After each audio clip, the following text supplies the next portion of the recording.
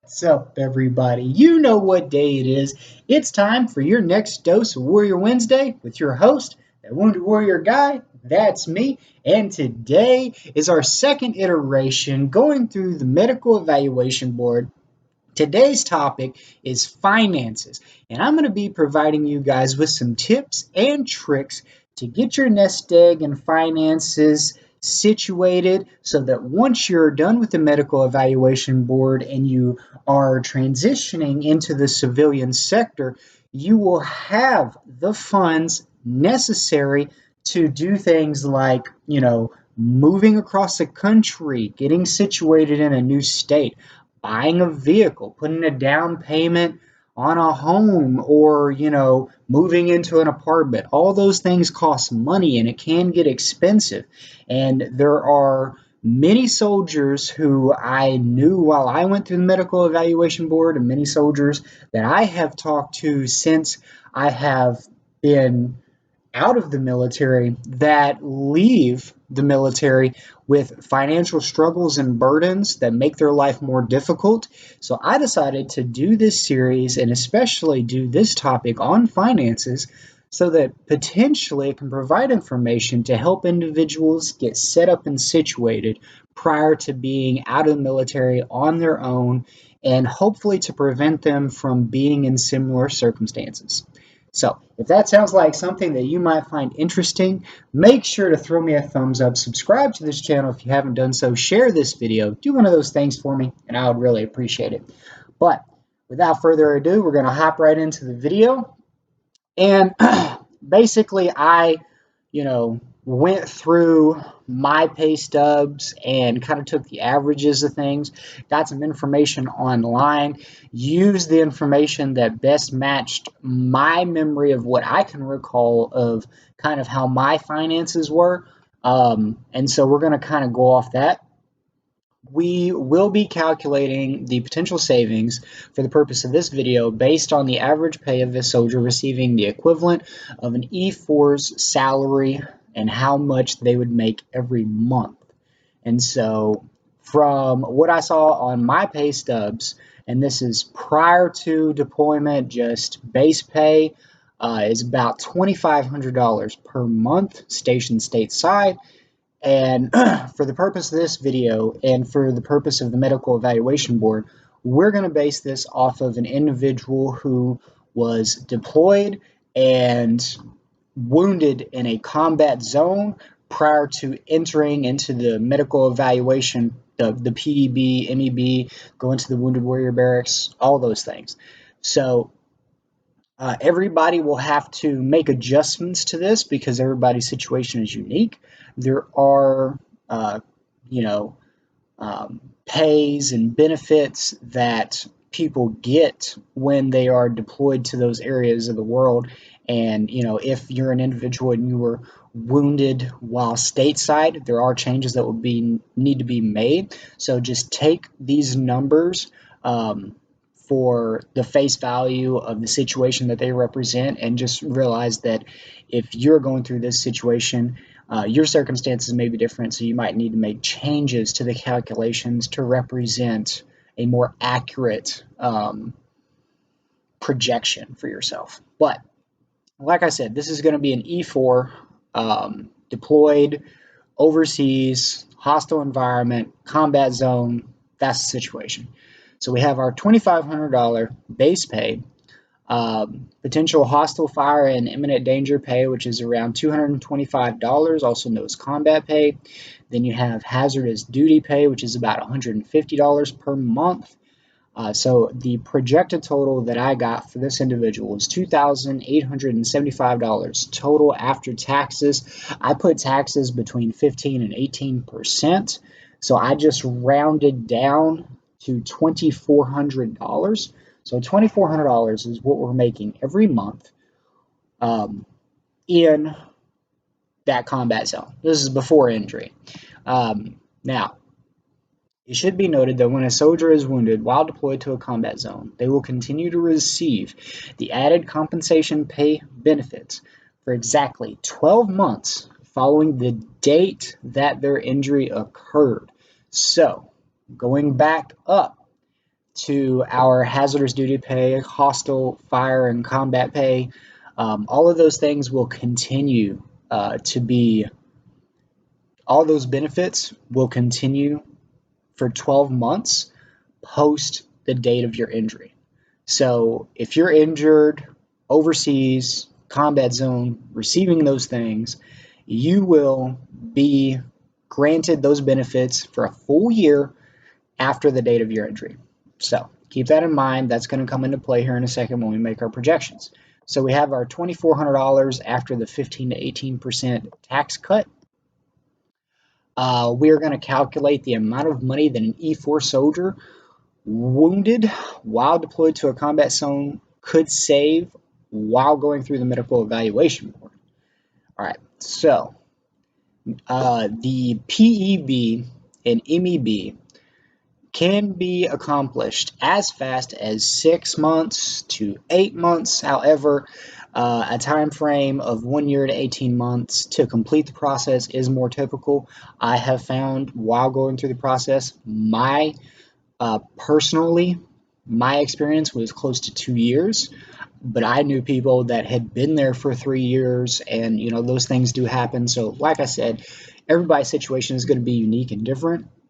So your projections could be different based on recovery time, what types of therapies you're going through, the extensiveness of your injuries and disabilities, how long it takes them to come up with your rating, how many times you're going to appeal your rating percentage. You can appeal your rating, I think, up to 3 times. So, all those things can extend that amount of time. So like I said, everybody's situation is unique. Just keep that in mind.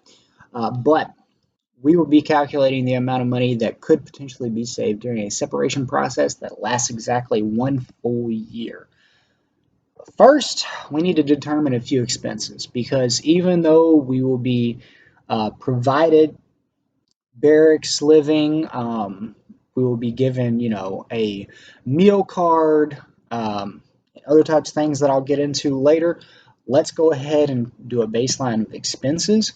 I was pretty, you know, I kind of lowballed these expenses. I know that people are probably going to be going out and splurging a little bit more. I just want to caution like how important it is to really prioritize your finances and growing your savings during this process, because these relocations, these moves, these things that everybody wants to do to get situated to start a new life, it's not cheap. Otherwise, like as soon as you left your parents' house, like you would have done it immediately. So these things cost money. I get that you want to go out. I get that you want to have a good time. You want to go buy those new shoes. You want to buy that new car. But you have to think long term, like what benefits my situation? What's my life going to look like? How much is that life going to cost? My life is going to be different. Those changes could put a strain on my situation, which could force me to live somewhere or do things that end up costing me more money. So just keep that in mind. So vehicle and car insurance, I put $400. Food, $150. Activities, $150. Compulsory purchases such as clothing and other miscellaneous items, I put $150. Total expenses for the average soldier is about $850 per month per individual, which leaves us $1,550 out of that $2,400. Now, $1,550, that's after taxes. And so over that 12-month period that we talked about, we could potentially be saving anywhere in the ballpark of $18,600. And that honestly is about what it would cost to, like, let's say you wanted to move across the states. Yes, the military will do a one-time move and shipping delivery service for you from a single location, right? So if you have a bunch of stuff at the Wounded Warrior Barracks, that's your location.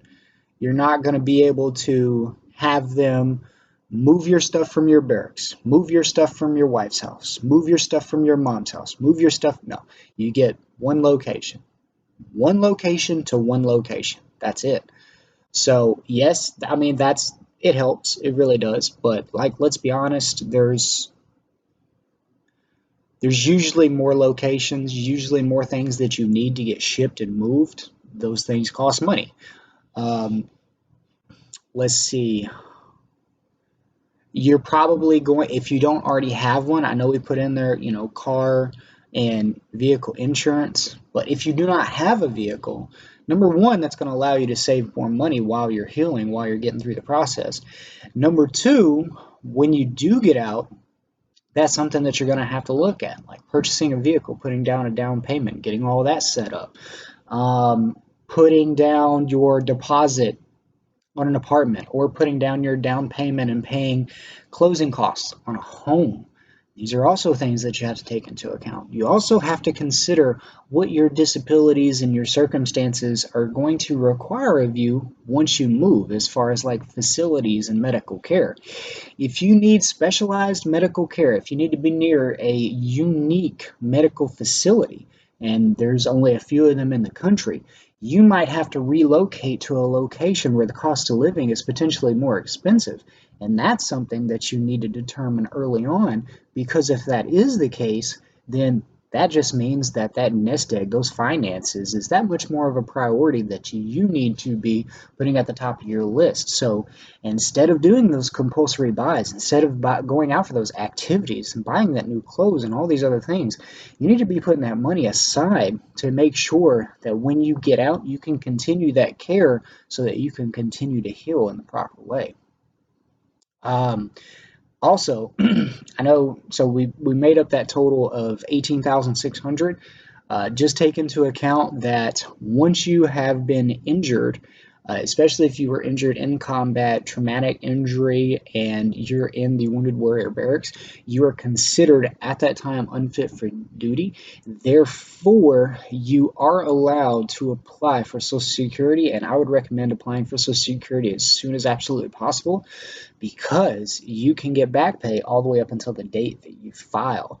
Now, if we take into account that the average individual receives for 100% Social Security around $1,200 to $1,300, that could potentially be another $15,000 that you could be saving and you could be receiving for that 12-month period. So now our new total, that 18,000 and 15,000, that puts us up to over $34,000. So we had $18,600 for what we were receiving while in the barracks, our base pay, our combat pay, all that stuff after taxes. Now we have Social Security, which is up to $15,600.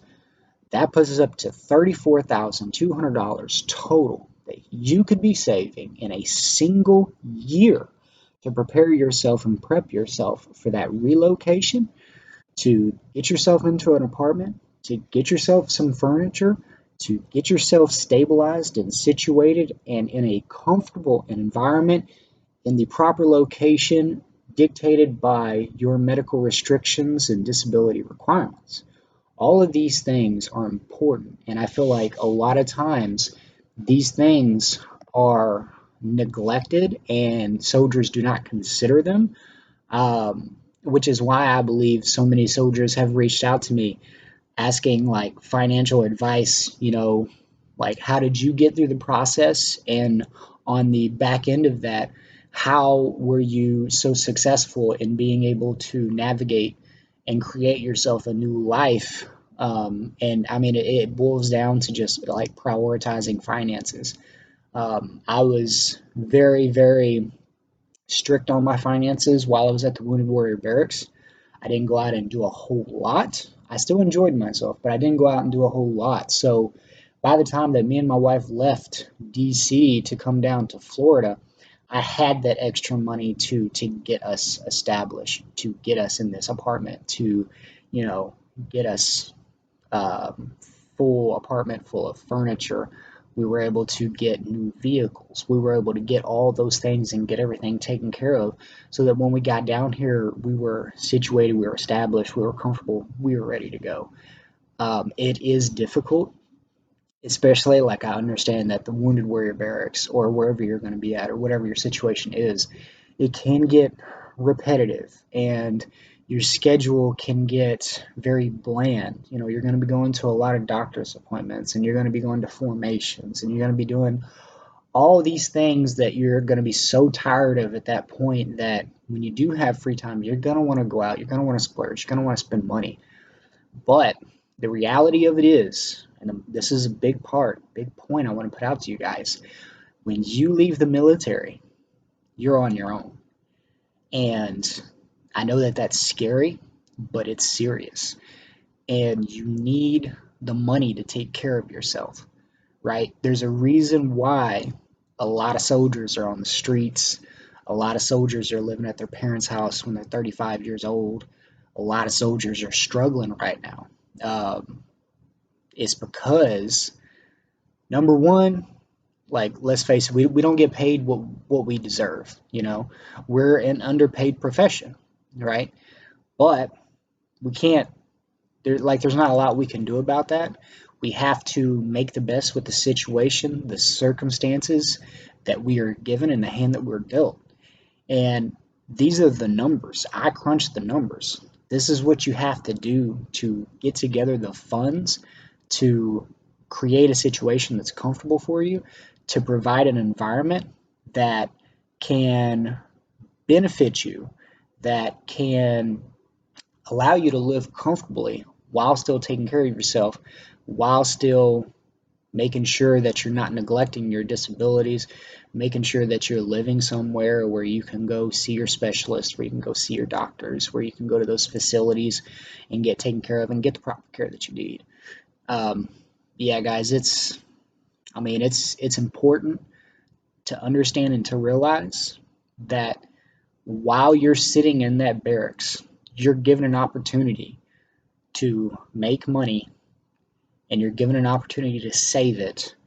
And the more that you save and the more that you put back, the more successful you're going to be once you get out, the more comfortable you're going to be, and the better you're going to be able to take care of yourself and provide for your family if you're married or you have kids. A lot of soldiers are married with kids, and that just makes it that much more expensive to do all those things. So that's all I got for you guys. Today was finances. Next week is going to be part 3, so stay tuned for that. It's going to be an interesting video as well. Before I get off of here, just remember, and please do not forget, that even if you don't realize it, even if you don't believe it, there is a warrior in every single one of you.